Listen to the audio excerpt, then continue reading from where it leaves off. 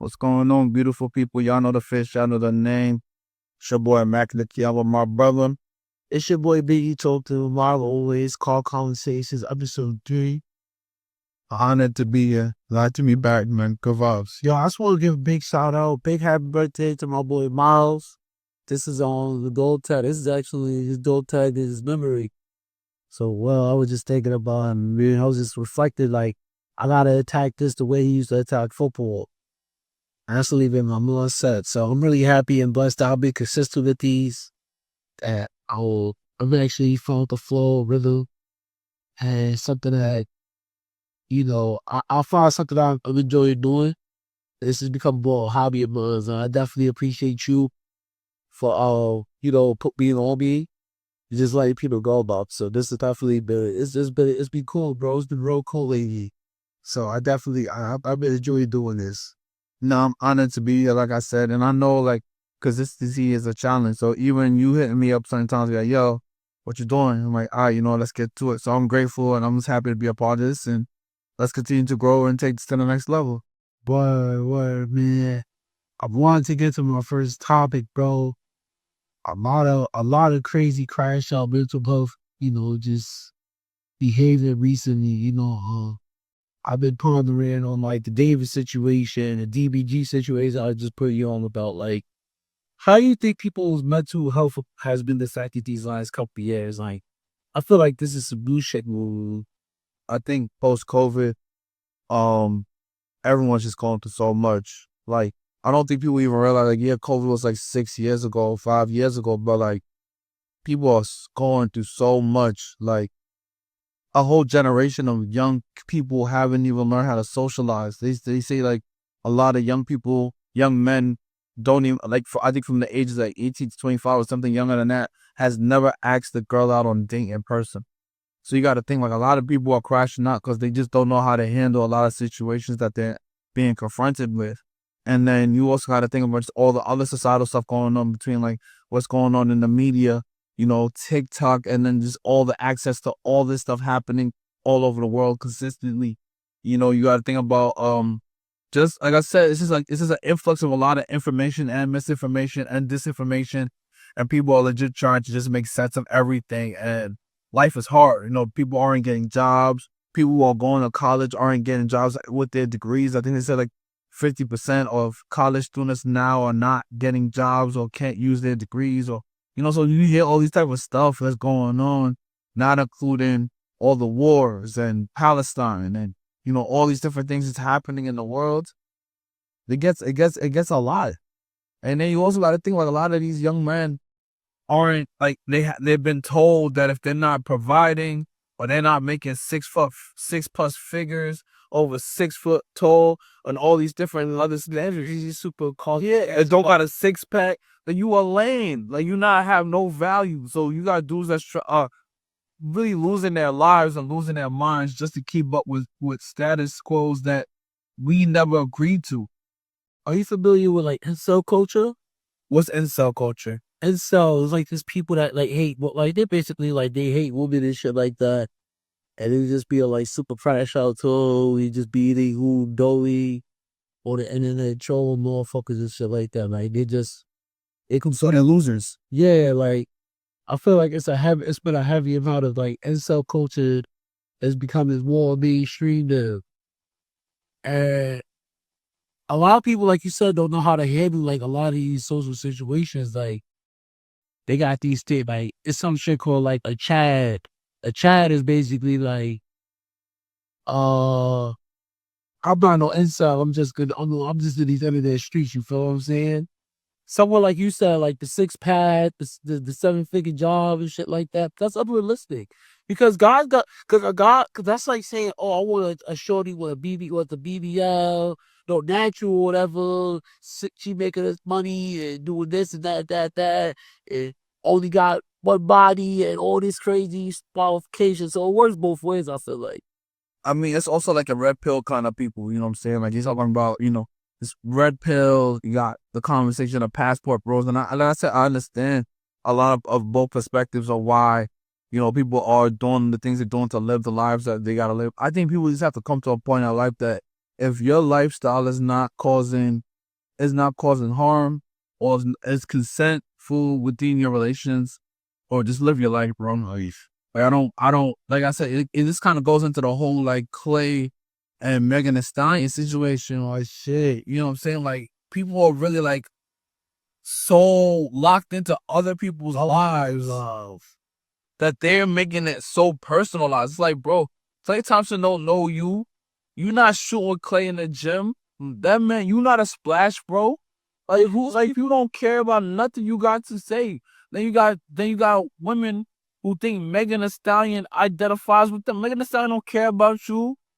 She not looking at you. Like, bro, live your life. Like, bro, we got real stuff going on. You got the people, what's the Voting Rights Act? They just try to, bro, like, why are we so wrapped up on what, you know, and know what this is, like, as a communication scholar, all this is agenda setting theory, bro. And that basically is just like with certain platforms, what they'll do is that they'll show you things so consistently that it becomes the agenda. And it's like, bro, that's all this whole thing is. It's like, bro, these media companies, these platforms, all they're trying to do is to really try to do what they can do, which is set an agenda so that everyone's having a conversation around this thing, so that you're either distracted from something else or you're so invested in this that you don't see anything else. So build more the voters right, because I feel like a lot of people, you know, is missing out on that gerrymandering right that's going. I would say as someone like you who's invested in politics, I think this is your lane. Talk about it, bro. Because I know for a fact that they trying to have it to where you have to show all this ID and all these things. Because I like to explain this in layman's terms, like, you know, just more loopholes and more hurdles for people that to vote, which don't make any sense because, like, as far as we know, voting as long as as long as you have a birth certificate, 18, you should be able to vote. And no police records. Yeah, no. It's like there. So like, if they IDing you and do all these things, that's against your rights. So make sure that you keep up with your vote rights. You keep up with your rights as a voter in America. I have to really get a deep bag because I haven't gotten this bag in a long time. But really take care of your voter. Really look up at your voter rights. Could really read the Constitution and the Bill of Rights, because the Bill of Rights is what protects us in this country. That's a fact. I have a real question for you. And as a Nigerian-born black man raised in America, Okay. what do you see the future of Black America in this country? Like, what does that look like? The future of Black America, like you said, you Black America, you consider yourself like a first generation Black American, right? Would you consider yourself that? Yeah. You're a first generation Black American, so I think it's dope that it's more people. Cause you know, a lot of times like they try to have like these diaspora wars and all this narrative, or West Indian versus African American versus Black. I feel like all that shit is stupid because we could all learn from each other. And it's like, I see the future of Black America being more like, we're more diaspora with like hip hop's my art export. But I'm fucking with the Afro beat. You get what I'm saying? I love the Afro beat. I love dancehall. I'm not just stuck in hip hop. I'm not stuck in the box of hip hop. And I think it's cool when I see people from the other parts of the world embrace it. So that's the narrative people are really trying to push, I guess. But that's how I see it. Cause someone like you, like how you, I'm not, cause like what you just told me that was the, like, I like what you said, bro. Like, anyone, like, you a first generation, like you first, it's been billions of people, it's been millions of Black people from in the 1700s because they ain't teaching us proper history the proper way. It's people that was born in Barbados. I think Prince Hall of Benjamin Banneker. He was born in Barbados. But he's one of the greatest Black minds to ever live. So it's like, get what I'm saying? Yeah, I think that I worry because there's so much going on in the world, and there really is a real attack on Blackness in this world. Like whether you're looking at America and that Project 2025 stuff is really an attack on Blackness. And even you could it's Blackness, but Black one particularly in the Black family, but it's Blackness. Then you see all the stuff going on in Africa, like in South Africa, like the whole thing that they're trying to get rid of people who are not from South Africa, black South Africans, And how to South Africans. and they really beat, people killing people, and it's like, bro, like, if it wasn't for the other countries and the other nations, the Haitians, the Africans, the Caribbeans from outside of your country, you would not have been inspired for your independence. So it's like, bro, and it wasn't like we were not actively participating in trying to make sure you get your independence from apartheid. So it's like, bro, I think about all this stuff, right? And I'm just like, I don't even know what the future of Black America is, because we're so brainwashed by social media and what's trending. And then I don't even understand what the young generation's lives are like. A lot of them can't read, barely could do math. The parents are getting younger, or people are just not having kids. And then they did say this, though. This is a bright spot in this whole thing. And by 2050, 1 in 4 people will be an African. Yeah. So this whole thing could go either way, because these policies that are being put in place now are set to hurt us down the road. But the thing that makes Black people, our Blackness, so powerful is our resistance and our resilience. That's what I'm saying. Like, Black people, we always, like, we are the creator of all the tracks. Like, we created some fashion, from music to everything. Like, there is no fashion and trendy pop culture, anything. In Europe, they go to Africa. Even Dubai, when they get their gold, they go to Africa. Africa, like, I'm pretty sure, like, there's a whole, check this out. Chocolate, Ghana. I speak, there's a whole Franco sphere. Shout out to all my Francophone speakers, boy. Yo, Crazy. there's a whole Franco sphere. I was just watching this show on Netflix called Bandies about these people from Martinique. And, like, they it's like shotters, but they speak French. And I'm like, yo, they live a whole life, like just like us, but they speak it, and we over here thinking it's so different. We're so different. We're not that different from these people. Like, and it's always so interesting to me, like how big Black go. Like, then you got Afro Latinas, you got all sorts of stuff that's like, damn, like, I would like, and they don't want Americans to really put 2 and 2 together. Like, it's bigger than just like us. Cause a lot of times, we might not care, or like, it's whatever. Or it's like lost history to us. It was always Project 2028 or Project 2025. What was it? What You're 2025. 2025. It's a very racist and very prejudiced movement. Project 2025, I didn't read the entire thing. Yeah, for the most part. And it's going to put Black people back, like, to the 1600s, 1700s. That's how they trying to do it. Like, Black codes, for real, is bad, bro. It's bad. Black codes, yeah. It's bad. And I think also, like, I'm also in a weird space where I feel like sometimes I operate in a silo. Because I don't, all my white people friends that was acting stupid during George Floyd, they don't exist in my ecosystem anymore. So, like, I'm not getting the information about what they see anymore, because they're not my ecosystem anymore. So, and you got to think, I live in a very Black world. I live in my community. I work at my school, at my institution, which is a predominantly Black institution. I deal with a lot of Black people. My friends are Black. So I think that also is, at low key, it's a blessing. It's a blessing. Don't let me take it for granted, but it's also a disadvantage, because what you're not seeing is information and things that could help you be able to decipher what's going on outside of your own perspective of things that you see. You within your own sphere of influence. So you got to get around different type of people who are doing different type of things, that are saying different type of things, because that's how you know how to combat these racial tactics, because you'll hear it from them. They'll tell you, like, bro, this is what we seeing. And you'll be like, what? And then it's people, like, you go back to the South African thing. Like, these South Africans, these Afrikaners, whatever they call themselves, they're really convinced that that's their land. Like, that's their ancestral, like, they have right to that land. Did you hear the fact that there's a situation right now that a lot of white South Africans who were moved from South Africa to America, Oh, yeah. in the Mississippi, are taking, like, like Mississippi. traditional black farmland. Like they're taking it, like legit taking it from people. But they can't do They're it. giving it up. So they can't do that though. That's not they. What makes these people feel so entitled? But this is what the government is doing. They're allowing them to settle in these places and take the land from people who have been there for generations.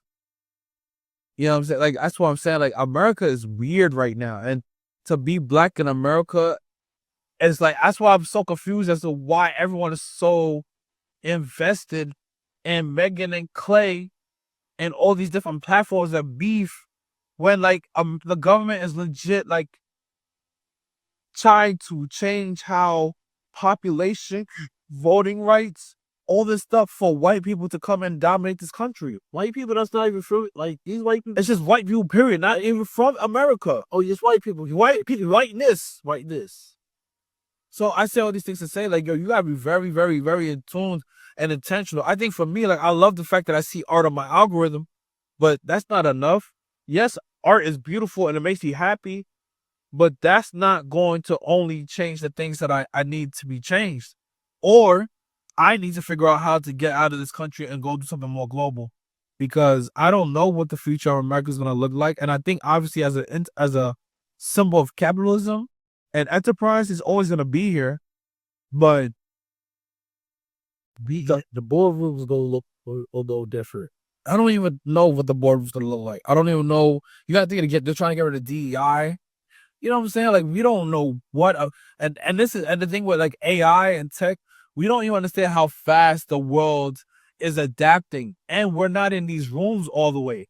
Like, yes, they're talking about AI, but how many of these AI data scientists, these AI coders, large language models, all these LLS, whatever they call themselves, people, like, we don't know. A lot of them people are not black. They done us not black. They done not black. So we're not in this conversation. You know, Muslim Peter Thiel, you know, they South Africans. They South Africans, and they believe that apartheid is good. Remember Palantir? The Planned Parenthood? Yeah, Palantir. Well, how Palantir. Guy's black. He's a black guy. Palantir's a black. You know, Guy who owns is a black guy, but Palantir, I thought Peter Thiel owned it. nah, Peter. A South African. Yeah, but I thought he's black. Peter Thiel ain't black. Peter Thiel is South African. See, Peter Thiel a white man. Peter Thiel a white people we talking about right now. He the exact boy. He make weapons defense systems. Y'all can track. Yeah, look up Peter Thiel. That's JD. Get him up right now. That's JD Vance's boy. He's German American. Nah, Peter Thiel is the CEO of PayPal. You took Palantir. Palantir. You was Palantir though. Nah, I don't. Let me see. Palantir founder is it's a black guy. It's a black guy. I'm telling you. What a black guy owns Palantir? Yeah, it's a black guy. I think it gotta be all of them together because Peter Thiel is one of the main ones. Oh yeah, he is one of the founders. Peter Thiel is one of them. Alex Karp. Yeah, Alex Karp is the black guy. Oh man, I don't think he like. He's a co-founder and CEO, but Peter Thiel is here. Yeah. Is he like us though? Is he like us though? They not like us. They not like us, man.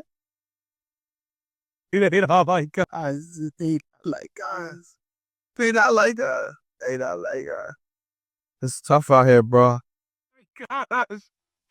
They not like us. Alexander Caedmon Clark from New York City. He went to Stanford. He went to Haverford College, Goth University. He got a JD from Stanford Law where he met Peter Thiel and a doctorate in social theory. Now, see, I wouldn't bring basically, yo, with the type of way he was moving to Stanford, I wouldn't bring Bella Peter Thiel as a black man. That's not somebody I bring on, bro. That's not somebody you bring I'll put it this way. He's somebody he believed in the apartheid heavy.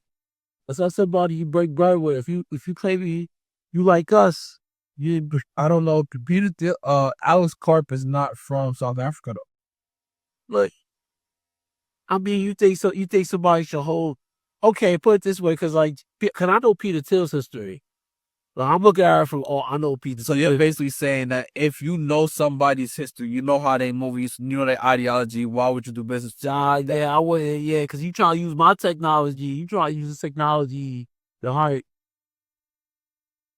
Yeah, So are you saying that capitalism, as corrupt as it is, corrupts people from making better decisions about their livelihood because they choose the money over morals and principles and values? I might sound like a socialist, communist, or whatever they call them, but yes. I might sound like one, but yes, people will turn, will flip the will flip the whole narrative because of capitalism, and that's the perfect example right there. Like, Peter Gabriel. So that's the whole situation.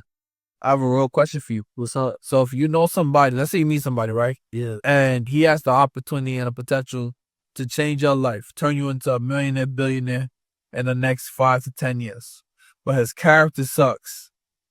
Are you saying that knowing all these things, like his character, not saying he's a rapist or anything, just his character sucks. Okay, he's not like He's not a pedophile. He's not a rapist. Just his character sucks. Would you do business with that person? as long as you don't slump me out. His character sucks. Would you still do business with? Oh, he's gonna slump me out and all that. I don't know. His character sucks. All we know is the early forms of his character.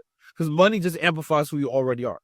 Because I don't want to have that connection with him and he do something shicey to me. Cause that's how I see it.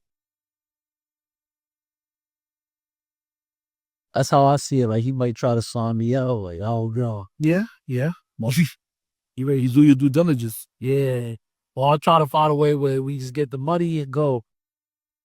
Yeah. We just get the money and go about our day. Yeah. Don't make it a personal thing, right? Yeah. I'm not trying to make it that. Like, if your character sucks that bad, nah, I ain't trying to be your friend, man. That's how I see it. Yeah. I know you got a lot of topics, so let's try to run through a couple topics before the podcast ends. What else? So, bro. This is really good. I'm excited about the podcast. The podcast, cause like I had the plot, even the clip, like I ain't gonna lie, I had like the whole that was a great, that I like, that's something, and that's actually something I want to ponder more on anyway, cause I want to expand the podcast and the topics that's more deeper and more introspective and actually have a message and value to the people. Cause I'm not gonna lie, I will say this for the ladies, and I'm not caping, not none of them type of niggas. A lot of niggas is weird as shit, bro. Like, I see men happy celebrating that Megan Thee Stallion has all the trauma she has. That's weird, and that's weird. Like, I don't, what I mean? She got shorty, the whole situation and everything that happened to her, that was wrong. But also, we're not gonna sit here and say Klay Thomas was not famous before Megan Thee Stallion. Oh yeah, now Klay Thompson definitely was famous for Megan Thee Stallion. That's not the conversation I'm having. What I'm having is like, people are actively celebrating the fact like Megan got cheated on. People are happy and celebrating the fact that, they don't make jokes like Free Tory as a slight to her. Granted, I understand where people are coming from with the whole, like, the bodyguard of Kelsey came out saying that she's the one that shot him. So I understand the confusion and how people feel about that. You thought about they should poke them? I don't know. I don't know what's going on. I'm not in the industry enough to get to that point. I'm not at that level. That's above my pay grade. But what I will say is, like, I don't like the fact that people are celebrating the downfall of, like, a black woman because she chose to be vulnerable and love somebody. Like, y'all want women to be feminine and kind and to love you, but the minute you have a woman that's willing to do that, you have her looking stupid. That don't make it any easier for all of you other men who want that thing, which is that vulnerability, that feminine woman. So it's just weird. And then I don't understand why people are just celebrating people getting hurt. Like, why are you, why is that something, like, a black woman at that? Like, why are you so happy about, like, that's why I said a lot of niggas is weird, bro. Weird. Like, it's so weird. That's what I think. For me, I try to stay off the socials because I think that a lot of the people on the socials, they jobless. They don't have no vision for their lives. And I feel like those are not people that I care to be associated with. Right, bro. That's what I'll be. And that goes back to like incel culture, bro. Like, these people, it's incel culture is basically seeped into the black community. Like, incel culture, that was like a lot of like those lonely white supremacist type people. You know what I'm saying? A lot of that humor, like, I like thinking so many black Trump supporters now. It's because of that incel shit. Because a lot of these people have these far right wing attitudes, and it reflects it. Like celebrity culture is just really like a reflection of like the actual culture. Like it's like a parody of it, I would say, and it's a little microcosm of it. That's where we at right now in the culture. So, like you was, and that's a sad thing because we talking about like the future of Black Americans and all that. Like that's the present right now, and it's really sad to see like we're like that. It don't really make no sense. No, I agree. And I will also say, like, I just hope and pray for the future to be able to learn from mistakes of the people that came before them. I think with this new technological era and age, I don't know if the young generation, with all the information that is available to them, really understands like some of the mistakes and bad habits that the past generation have. Like I guess we see like the young generation is not having kids at the same rate and all that stuff, and then they're not getting into relationships at the same rate as like the people that came before them. But I also feel like they're looking at a lot of things in a very like jaded and microscope. Like they're not looking at it from a macroscope where they can see everything play out for them in a different way. So I just hope that, the younger generation really taps into their OGs. And I'm not just talking about the nigga that stands outside of the corner store, but I'm talking about like people who they, in their area, in their community that they see are doing something and trying to make something of themselves. I think that there's a lot of opportunity to get a lot of wisdom from people that came before you. And then just finding the people who have made life beautiful for themselves and their families and their communities that are doing great things. I think we really gotta tap into that. I think a lot of the young generation is missing that. Where big show, that's why I'm supporting now. We try to mentor the youth. Make sure that, I try to keep up. I lead by example with the youth. And, like, the youth want to see results. And one thing about being proud of myself is I can show I've been making tangible results for you. So anything that, Clay's been, he's been that person for me. A person he's talking about, he's been that person for me. So, each one teach on it. So I definitely, so that's, I love this song. I like positive note like that. Where it's your boy Big Talk to Cody always with the great call conversations. I'm here with. Hey, another fish. I know it's your boy Immaculate Kid. Make sure y'all go stream Summertime on Apple, Spotify, wherever you listen to music. Summertime by Immaculate Klee. Or, you see the shirt, you see the sweats, you see all of that. We're really vibing. And make sure y'all follow the brands at the Cletus Group, at Talk Ain't Cheap Network. And yeah, just make sure you just Immaculate set the vibes and the sense of life.